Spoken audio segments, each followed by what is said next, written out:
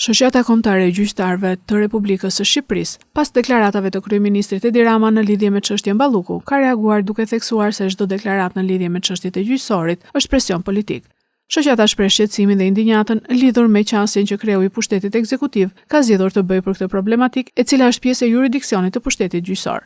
Nën petkun e ankesës për uzurpimin e pushteteve ekzekutiv dhe legjislativ nga i gjyqësor në të vërtetë fshihet një mesazh presioni ndaj organeve të drejtësisë që kanë për shqyrtim çështje në fjalë.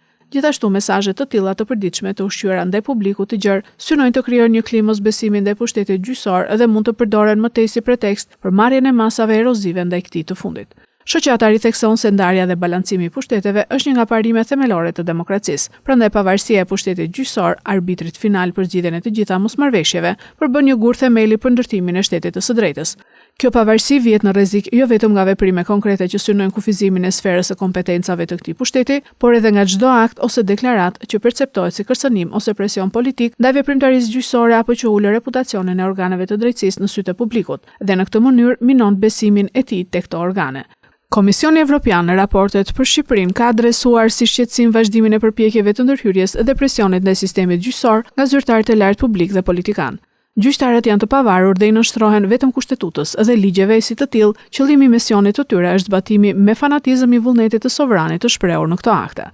Vendimet gjyqësore mund të jenë të papëlqyeshme për disa subjekte, por kjo nuk i bën ato ilegjitime.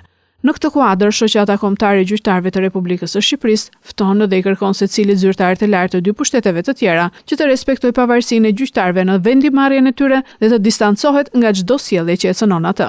Ndërhyrja në veprimtarinë e gjyqtarëve gjatë zhvillimit të procedurave gjyqësore përbën formën më të rrezikshme në shkeljen e parimit të ndarjes së pushteteve, pasi ka si qëllim deformimin e vendimarrjes nëpërmjet formave të ndryshme të presionit. Ish zëvendës kryeministri Balluku po hetohet nga SPAK për shkelje të barazisë në tendera për Unazën e Madhe dhe për tunelin e Llogaras, ndërkohë që GKKO e pezulloi atë nga detyra.